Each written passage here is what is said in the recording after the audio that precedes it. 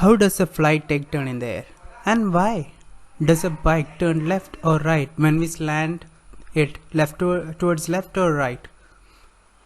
Hi there, I'm Akash. I'm trying to answer these questions, and the answer is gyroscopic couple. And let's get more into it. Okay, so let's start with this. In this video, I'm going to discuss how gyroscopic couple affect bikes, and in next video, I'll be discussing the stability of bike with gyroscopic couple. And later after that we will have a video on ships, then on air flights, maybe ship and flight in the same video. Okay, let's get on with it. Okay, so we have a bike. It is going forward and we are looking from the back. So it is trying to take a right turn. So what will we do? We usually turn without turning the handle to right or left. We turn slant towards right to turn right. So why does the bike turn right when we slant towards the right? Okay, so let us discuss that. Okay, you see, okay, in this picture I'm the bike is going forward, and when bike moves, the because of the turning of the wheel there is a couple involved, and how we find the direction of the couple is with the help of our hands. So if the rotation is in anti-clockwise direction, our thumb will give the direction of the couple. So if it is in anti-clockwise direction, it will be in this way, and if it is clockwise, it will go in that way. So let's see. We are going to see how it will affect if it is turning leftwards. Okay, so the thing is that there are two couples involved now. Okay, one is that the rotation of the wheels and engine, both will act in the same plane, that is both will have the couple in the same plane. Like even if the engine is rotating in this way or in the opposite way, both will be in the same plane. Okay, so we can directly add or minus them.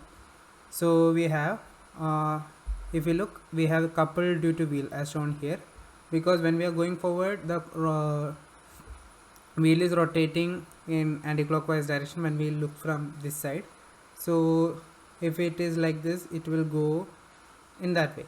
Okay, if we look from here, it is clockwise, but still it will have the same direction. We curl our hands in the way the wheel will rotate, and we get the direction of the couple. So couple of the wheel. Next is couple of slanting. So in this case, we are taking when the bike is turning leftwards. See, if it is turning leftwards, it will go like this, and the couple is in the backward direction. So how will we find the gyroscopic couple? Gyroscopic couple acts when two types of couple are acting on a same body. So we have the primary couple that is acting on the wheel, and secondary couple that is trying to slant the motorbike. So how it acts is that the primary couple try to follow the secondary couple, or the precession couple. Precession couple is the slanting. So primary couple tries to follow the precession couple. So the prerequisite is that there should be two couples acting on the body, and these two couples should be perpendicular to each other. So we have two couples and they are perpendicular to each other, and the couple on the wheel try to follow the couple. So we have a couple in this direction, so this will turn the bike in this direction. So, and since it is this, the couple direction will be like this, and the bike will turn leftwards when we are slanting left. See, that is how the couple will react. Okay, and the next question is how much will be the couple value. Okay, so we have this, and next we have the how much is the value of the couple. If you want the direct formula, it is pretty simple. So the couple value will be C, that is gyroscopic couple, equal to I into omega p.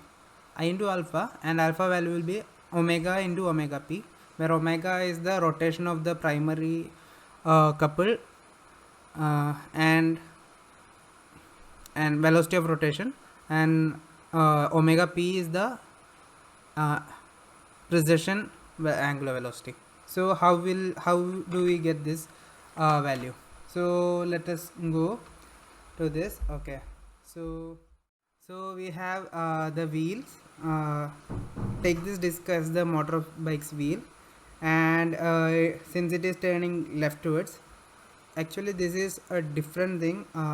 This is if we are this calculation is based on when we are taking a left turn with the handle and how it will overturn the bike. So we have the wheels are turning towards left. Okay, so the bike is turning left. It is not slanting left, it is turning left. Okay, so we have omega, the angular velocity of the bike wheels, and then we have the turning is there, and we can call it omega p, precession velocity. Okay, so let's get directly to it. So we have omega, and then we have the final left when it is turned, the final angular velocity will be omega plus delta omega. So this will be the velocity diagram, and we have the change in velocity here and change in velocity in the x direction and y direction, horizontal and vertical plane. So we have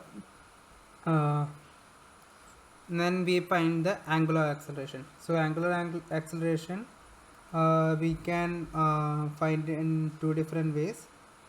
In the okay, so angular acceleration is alpha equal to alpha n plus alpha t.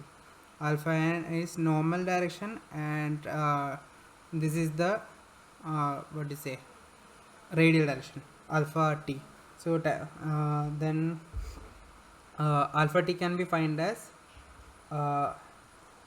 change in the radial direction by with the difference in time. So we have omega plus delta omega cos theta, that is or minus omega. So we have xr, okay, and delta t, and when we tend it to 0, when delta theta is tending to 0, cos delta theta tends to 1. Okay, so we have alpha t equal to limit delta t tends to 0. So we have omega plus delta omega minus omega by delta t, that is limit delta t tends to 0, delta omega divided by delta t. Okay, that will give us d omega by dt. Then we have alpha n, that is the normal direction. This we can directly put as omega plus delta omega sine theta, the direct value. So we have omega plus delta omega sine theta divided by delta t. So we get when delta t tends to 0, delta theta tends to 0, and sine delta theta tends to delta theta. So we have alpha n equal to limit delta t tends to 0, omega plus delta omega delta theta by delta t. When we cross multiply, we have omega into delta theta by delta t plus delta omega into delta theta divided by delta t. We can find this as infinitesimally small, so we take it as 0. So we have limit delta t tends to 0, delta theta by delta t into omega. So we have omega into delta theta by delta t, and delta theta by delta t can be taken as angular velocity due to precession. Okay, so delta n we will find as omega into omega p. Here we found it as omega into omega p, and therefore alpha is equal to delta n plus delta t, that is omega into omega p plus delta omega into delta t. So during precession we usually take the angular velocity of wheel to be constant, so this omega t, alpha t will be considered as 0, that is delta omega by delta t, since omega is constant, and therefore we finally have alpha equal to omega into omega p. Okay, so therefore the gyroscopic couple is I into alpha, where I is mass moment of inertia and alpha is the angular acceleration. So alpha we found as omega into omega p when angular velocity is constant, okay, of wheels. So we have c equal to I into I omega p, I into omega p, okay. So that is how it will be, and this is where I'll stop today, and next video I'll take on stability of the motorbike. Thank you.